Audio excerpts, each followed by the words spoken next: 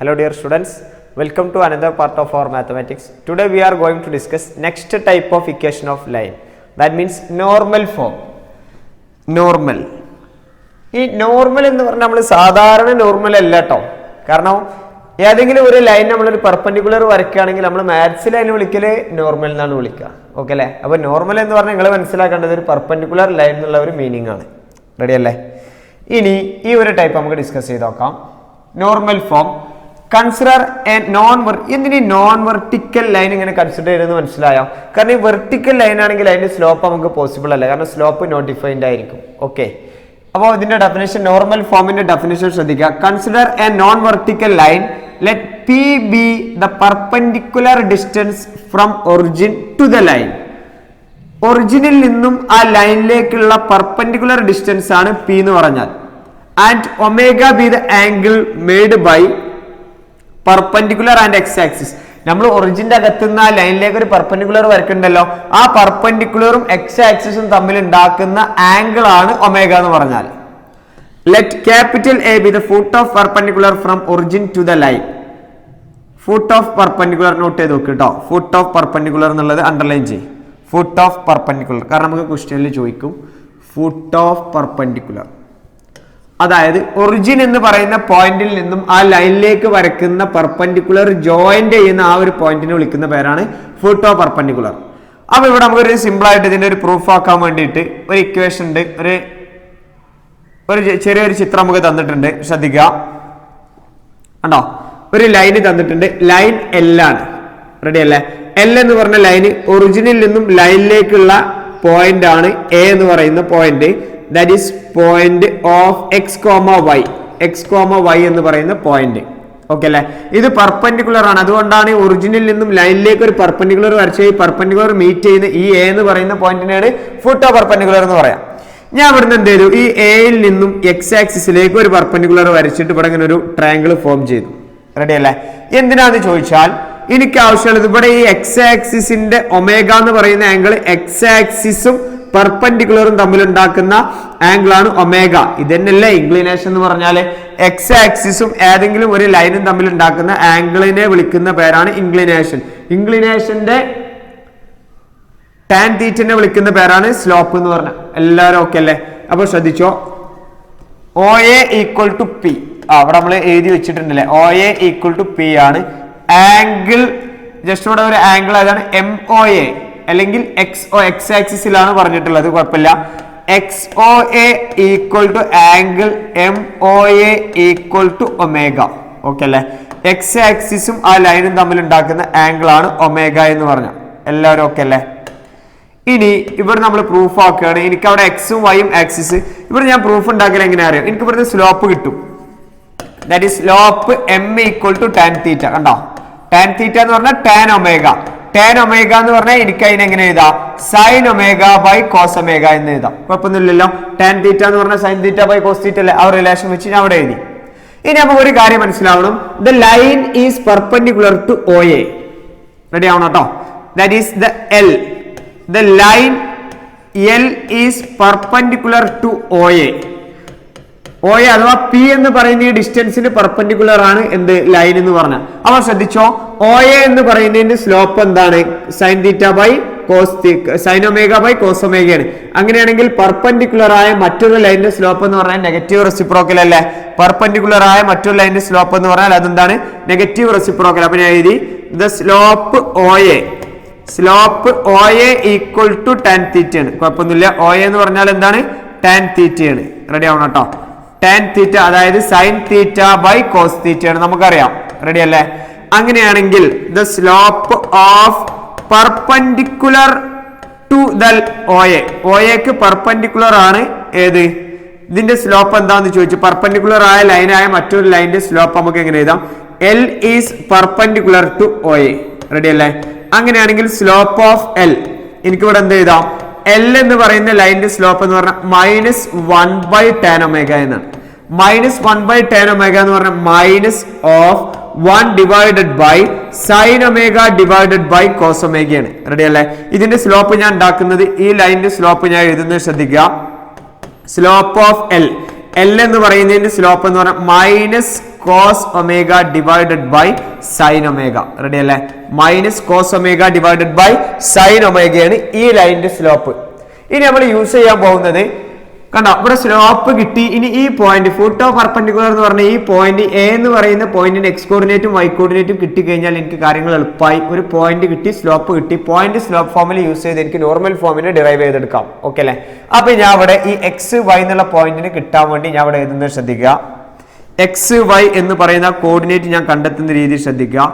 Consider the triangle. ശ്രദ്ധിക്കുക, consider the triangle OMA എന്ന് പറഞ്ഞ ട്രയാങ്കിൾ കൺസിഡർ ചെയ്താൽ ഇതിന്റെ സൈൻ തീറ്റ എന്ന് പറഞ്ഞേ, അതായത് സൈൻ ഒമേഗ ഈക്വൽ ടു എങ്ങനെ വരിക?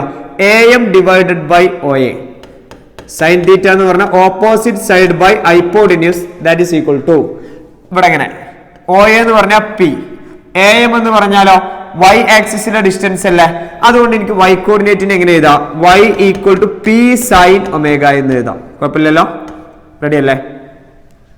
ഇനി ഇതിന്റെ cos, that is cos omega equal to cos omega എന്ന് പറഞ്ഞാൽ OM divided by P, that is OM എന്ന് പറഞ്ഞാൽ x ഡിവൈഡഡ് ബൈ P. അപ്പൊ ഞാൻ എങ്ങനെ എഴുതും? That is x equal to P cos omega. Okay അല്ലേ? x equal to P cos omega, അതായത് ആ XY എന്ന് പറയുന്ന കോർഡിനേറ്റ് ഉണ്ടല്ലോ, അതായത് A ഓഫ് XY എന്ന് പറയുന്ന കോർഡിനേറ്റ് ഇപ്പൊ ഏത് മോഡലാണ് നിൽക്കുന്നതെന്ന് അറിയാം? A of P cos omega P sine omega എന്ന മോഡലാണ് നിൽക്കുന്നത്. റെഡി അല്ലേ? അപ്പൊ എനിക്കൊരു കാര്യം മനസ്സിലായി. ലൈൻ പാസ് ചെയ്യുന്ന ഒരു point P cos omega sine ഒമേഗയാണ്. അതിന്റെ slope minus cos omega by sine ഒമേഗയാണ്. ഇനി ഞാൻ അവിടെ യൂസ് ചെയ്യാൻ പോകുന്നത് പാസ് ചെയ്യുന്ന പോയിന്റും സ്ലോപ്പും കിട്ടി. ഇവിടെ എഴുതി സ്ലോപ്പ് ആൻഡ് പാസസ് ത്രൂ.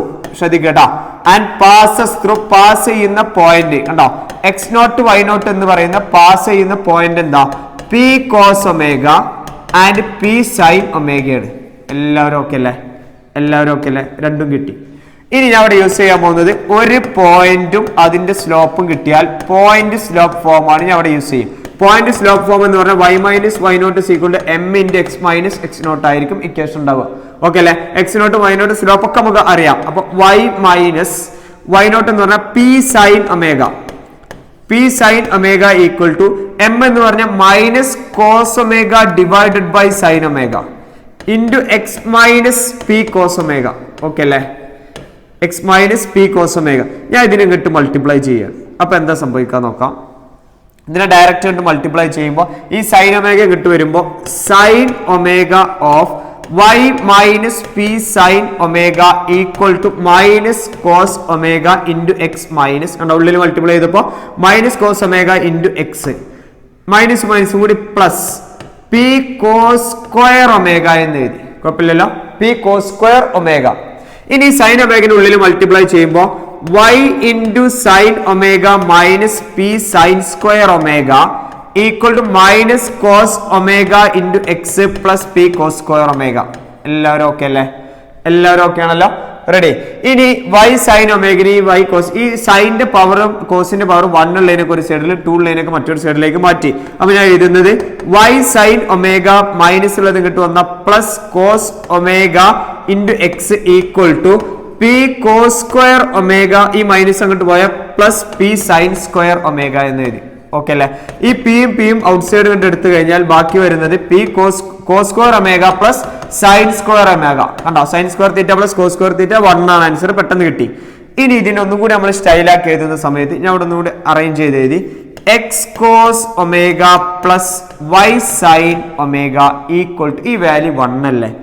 അപ്പൊ ഞാൻ എഴുതുന്നത് ശ്രദ്ധിച്ചോ, equation of line in normal form. Normal form എന്നതിനെ വിളിക്കാനുള്ള കാരണം ഒറിജിനിൽ നിന്നും ആ ലൈനിലേക്കുള്ള ഒരു പെർപെൻഡിക്കുലർ ഡിസ്റ്റൻസ് കിട്ടിക്കഴിഞ്ഞാൽ നമുക്ക് എന്ത് ചെയ്യാം? ഇക്വേഷൻ ഓഫ് ലൈൻ അങ്ങനെയും ഡിനോട്ട് ചെയ്യാം. റെഡി അല്ലേ?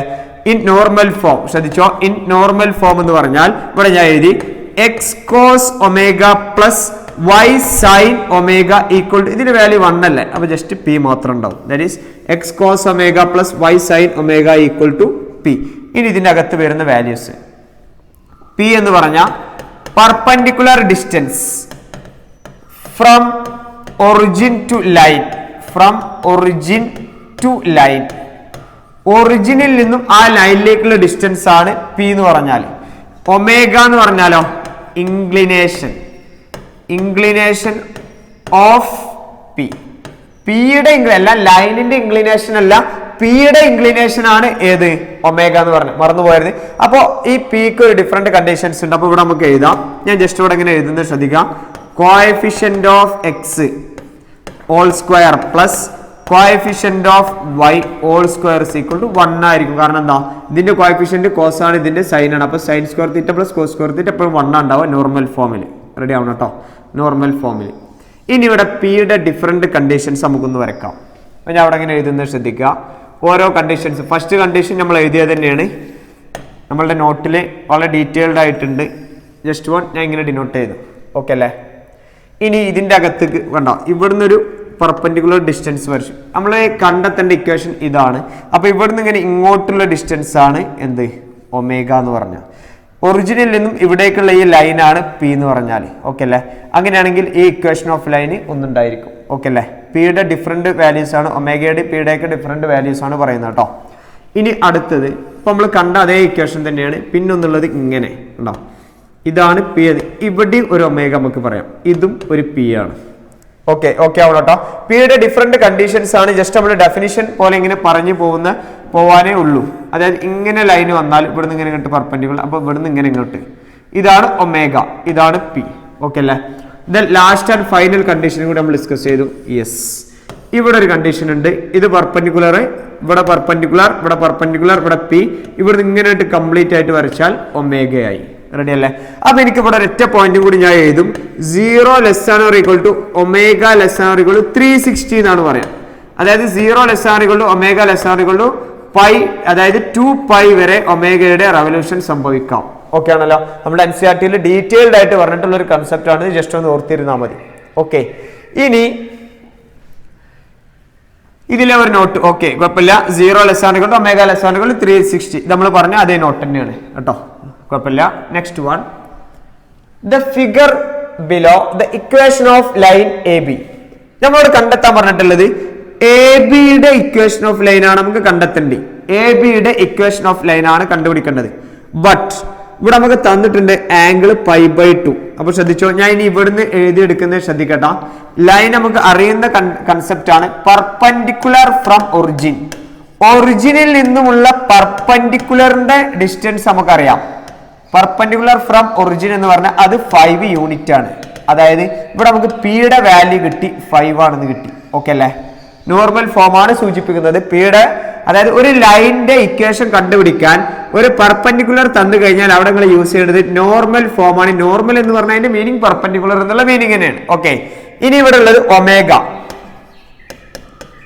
നമ്മൾ ഒമേഗ എന്ന് പറഞ്ഞാൽ π/3 എന്ന് നമ്മൾ പെട്ടെന്ന് എഴുതും. ബട്ട് ഈ π/3 എന്ന് പറയുന്ന ഒമേഗ തെറ്റാണ്. കാരണം ഒമേഗ എന്ന് പറഞ്ഞിട്ടുണ്ടെങ്കിൽ നമ്മൾ എപ്പോഴും പറയാറുള്ളത് എക്സ് ആക്സിസും ഈ പെർപെൻഡിക്കുലറും തമ്മിൽ ഉണ്ടാക്കുന്ന ആംഗിൾ ആണ് ഒമേഗ. ഇവിടെ തന്നിട്ടുള്ളത് നമുക്ക് വൈ ആക്സിസും പെർപെൻഡിക്കുലറും തമ്മിലുള്ളതാണ് തന്നത്. അപ്പൊ അത് മിസ്റ്റേക്ക് ആണ്. അപ്പൊ അതിനൊന്നും കൂടി നമ്മൾ എന്ത് ചെയ്യണം? റീ അറേഞ്ച് ചെയ്യണം. ടെസ്റ്റിംഗ് ഉള്ള ക്വസ്റ്റ്യൻ ആട്ടോ. അപ്പൊ അവിടെ ഒരു π/2 റെവല്യൂഷൻ കഴിഞ്ഞിട്ടുള്ള ബാക്കിയാണ് നമുക്കൊരു π/3 തന്നിട്ടുള്ളത്. അപ്പൊ ഒമേഗ എന്ന് പറഞ്ഞാൽ π/3 + π/2 ആണ്. റെഡി അല്ലേ? എന്തുകൊണ്ടാണ് ഞാൻ അവിടെ π/2 ആഡ് ചെയ്തത്? കാരണം ഇവിടുന്ന് ഇങ്ങനെ കിട്ടുള്ള ഈ ഒരു ആംഗിൾ 90 ഡിഗ്രിയാണ്. ബാക്കി ഇവിടുന്ന് ഒരു π/3 കൂടി വന്നു. അപ്പൊ ഒമേഗൻ ഒന്നും കൂടി കറക്റ്റ് ആക്കി എഴുതുമ്പോൾ π/3 + π/2 എന്ന് പറഞ്ഞാൽ 2π + 3π all divided by 2 എന്ന് എഴുതി. ദാറ്റ് ഈസ് ഒമേഗ = 5π/2 എന്ന് എഴുതി. കുഴപ്പമൊന്നുമില്ല. ഒമേഗ = 5π/2. ഇപ്പൊ എനിക്ക് എന്ത് കിട്ടി? ഇതിന്റെ നോർമൽ ഫോം കിട്ടുകയാണ്. ഓക്കെ ആവണം കേട്ടോ. നോർമൽ ഫോം ഞാൻ അവിടെ എഴുതി.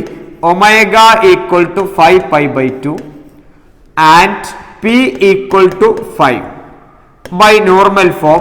ഞാൻ ഇവിടെ എഴുതുന്നത് നോർമൽ ഫോം ആണ്. ഇക്വേഷൻ ഓഫ് ലൈനിൽ നോർമൽ ഫോം എന്ന് പറഞ്ഞാൽ x cos omega plus y sin omega = p. Okay അല്ലേ? p is always positive. p എന്ന് പറയുന്ന വാല്യൂ എപ്പോഴും പോസിറ്റീവ് ആണ് ഉണ്ടാവുക. നോട്ട് ചെയ്ത് നോക്കണം. കാരണം p is the distance from origin to the line. ഒറിജിനിൽ നിന്നും ലൈനിലേക്കുള്ള ഡിസ്റ്റൻസ് ആണ് p എന്ന് പറഞ്ഞാൽ p എപ്പോഴും പോസിറ്റീവ് ആണ് ഉണ്ടാവും. മറന്നു പോകാൻ പാടില്ല. That is x cos omega plus y sin omega = p ആണ്. അപ്പൊ ഞാൻ എഴുതി x cos ഒമേഗ എന്ന് പറഞ്ഞാൽ 5π/2 പ്ലസ് y × sin ഒമേഗ എന്ന് പറഞ്ഞാൽ 5π/2 = p യുടെ വാല്യൂ 5. ഇനി ഇത് നമുക്ക് എന്ത് ചെയ്യാം? ജസ്റ്റ് ഒന്ന് മാറ്റി എഴുതിയാൽ മതി. കുഴപ്പമൊന്നുമില്ല. ഇവിടുന്ന് മാറ്റാം, പെട്ടെന്ന് നമുക്ക് മാറ്റാം. ഇങ്ങനെ cos 5π/2 അല്ലടാ, അതിന് നമ്മൾ 5ന്റെ മൾട്ടിപ്പിൾക്ക് എഴുതുന്ന സമയത്ത് നമുക്ക് എങ്ങനെ എഴുതാം?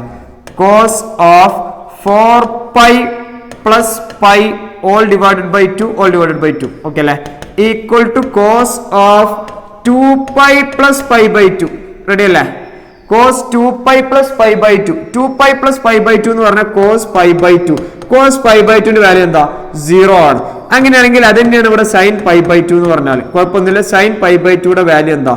1 ആണ്. ആ രണ്ട് വാല്യൂ ഇവിടെ അങ്ങോട്ട് കൊടുത്താൽ മതി. അപ്പൊ ഈ value x into 0 plus y into 1 equal to 5. ഇവിടെ എങ്ങനെ എഴുതി? y equal to 5 എന്ന് എഴുതി. ഓക്കെ അല്ലേ? y equal to 5 എന്നുള്ള ഒരു ഇക്വേഷൻ നമുക്ക് കിട്ടിയത്. റെഡി അല്ലേ?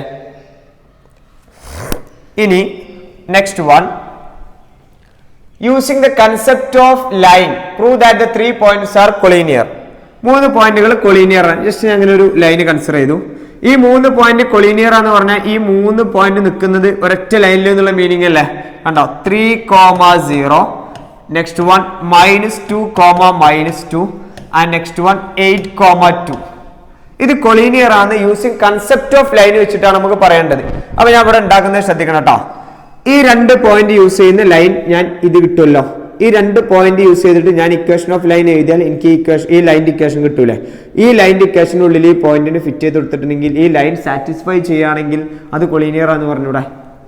ഓക്കെ അല്ലേ? അപ്പൊ ഞാൻ എഴുതുന്നത് ശ്രദ്ധിച്ചോ. ലെറ്റ് 3,0 ഈക്വൽ ടു ഞാൻ എഴുതി x1 y1 എന്ന് പെട്ടെന്ന് എഴുതി. നെക്സ്റ്റ് വൺ -2, -2 എന്ന് പറഞ്ഞാൽ x2 y2 ആണെന്ന് എഴുതി. ഇനി എഴുതി equation of line passes through ഏതൊക്കെ പോയിന്റ് ആണ്?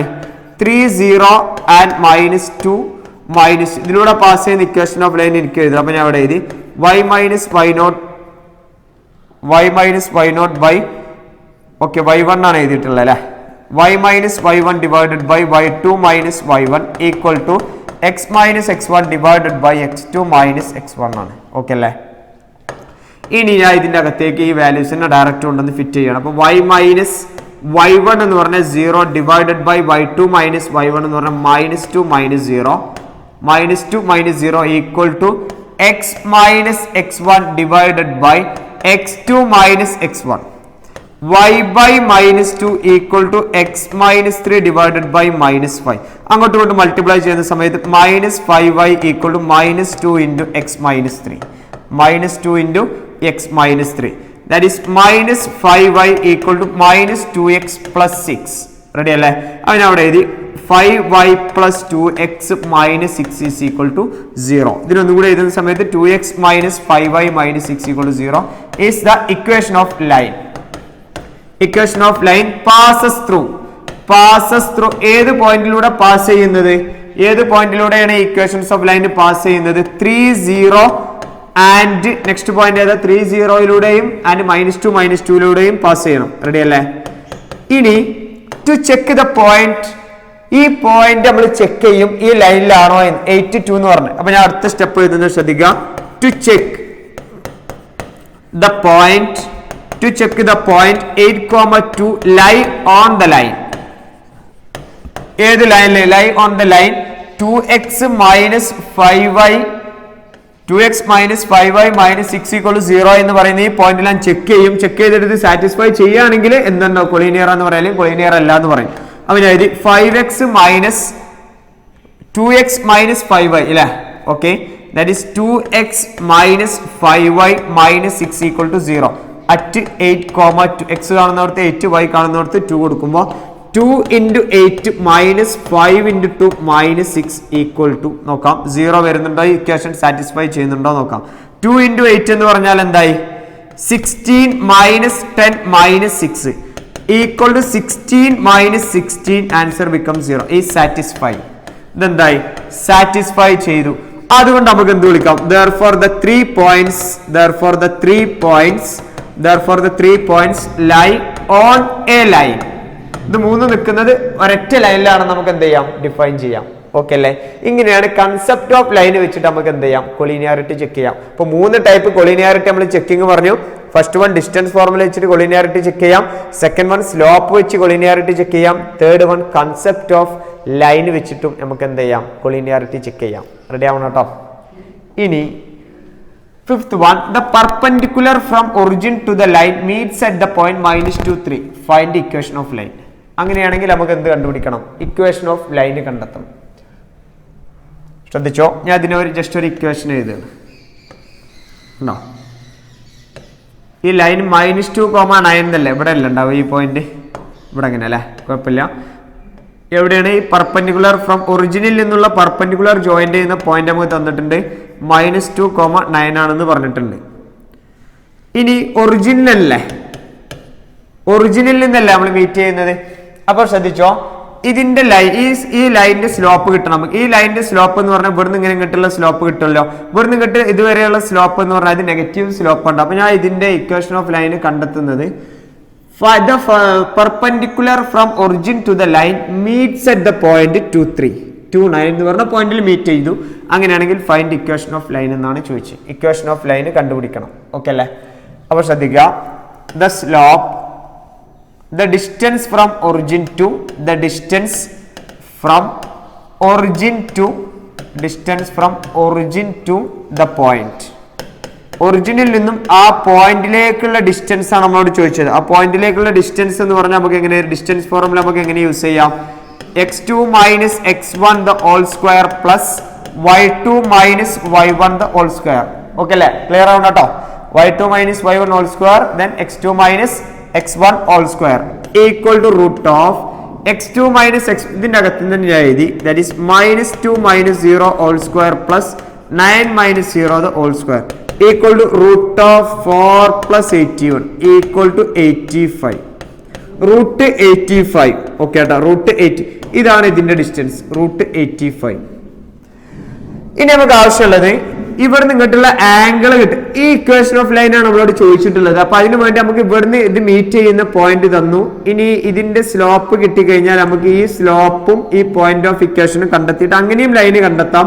അല്ലെങ്കിൽ ഇത് നമുക്ക് എവിടേക്ക് കൺവേർട്ട് ചെയ്യാം, നോർമൽ ഫോമിലേക്ക് കൺവേർട്ട് ചെയ്യാം. അപ്പൊ ഞാൻ തൽക്കാലം എന്ത് ചെയ്യാണ്, ഇതിന്റെ രണ്ടിന്റെയും സ്ലോപ്പ് കണ്ടെത്തിയിട്ട് ഇതിലൂടെ പാസ് ചെയ്യുന്ന ഒരു ഇക്വേഷൻ ഓഫ് ലൈൻ കണ്ടെത്തിയാൽ മതി. That's enough, no problem. Okay അല്ലേ?